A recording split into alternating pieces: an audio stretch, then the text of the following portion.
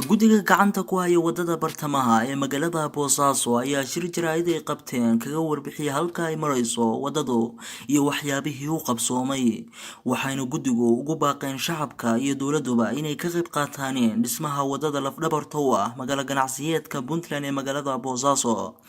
Injineer Aadan Yuusuf Barre oo ka mid ah injineerada gacanta ku haya wadadaas ayaa ugu horeyn ka warbixiyay halka ay wadadu marayso iyo sida la rajeynayo in laga dhigo wadada mustaqbalka.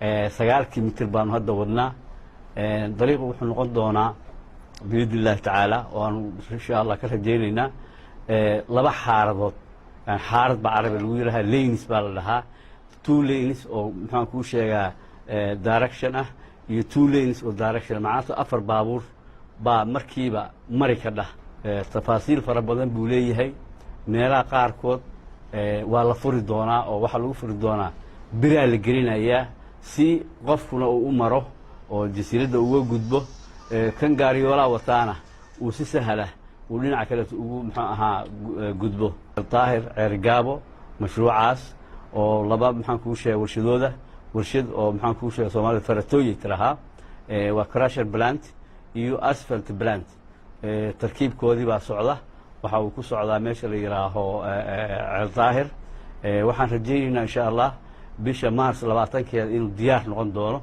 gudoomiyaha guddiga dhismaha wadada Sheekh Maxamed Macalin iyo gudoomiye ku-xigeenka degmada Boosaaso Saciid Garoon ayaa u mahadceliyay ra'iisul wasaaraha Jamhuuriyadda Dowladda Federaalka ee Soomaaliya Mudane Xasan Cali Khayre oo wadadaasi kaga qayb qaatay sida ay sheegeen lacag gaaraysa $150,000 Mareykanka ah.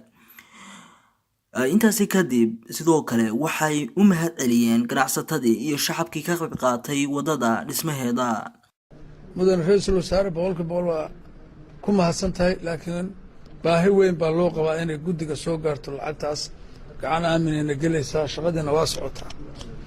waxaan ku darayaa oo ku soo koobaya dadweynuhu wixii tafaasiil ahaa waxaan filayaa maanta kadib inaan iskaal idinka gelayn iyo cidaad wax weydiisaan see wax loo galay hadday aragti ahayd sloganka gadaal naga yaalbaa waddadii mustaqbalka sidaa wax loo wado hadday noqoto bay ku gabagabaysan tahay waa sawiran tahay sidaan waxu wadno laba way bay noqon doontaa. injineer Aadan warkiisa aad kala soconaysa isaga aqoon u leh.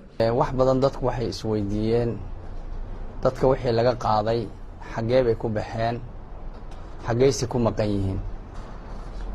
waxaan rabaa marka hore inaan u sheego dadweynaha xoolaha naga soo galay dadweynaha waa 143,000 weey. lacagtaas 122,400 waxaan ku wareejinay shirkadda oo fayskii koowaad aan ugu dhiibnay. lacagta wadada ku baxaysa waxaa lagu qiyaasay lacag 600 oo dhow ah.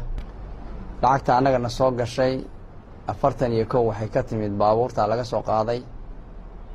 lacag dhowr iyo 40 waxay naga soo gashay shirkadaha. lacag 10 waxay naga soo gashay dawladda hoose. lacag 50 waxay naga soo gashay murashax injineer Jabiye oo waliba isaga oo doorashadii aan markuu ku guuleystay kadib ku guuleysanin nasiiyay aadna aanu ugu mahadcelinayno. qof kasta oo Puntland joogana $1 baan ka rabnaa. shirkadaha ma waa dadka afraadda ah waxaan u maleynayaa qof aan $1 bixin karin waa inuu yar yahay marka $1 baan ka rabnaa.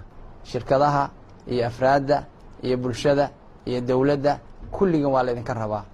Cabdinuur Yuusuf Bakayle telefishinka caalamiga CNN Somali TV Garowe.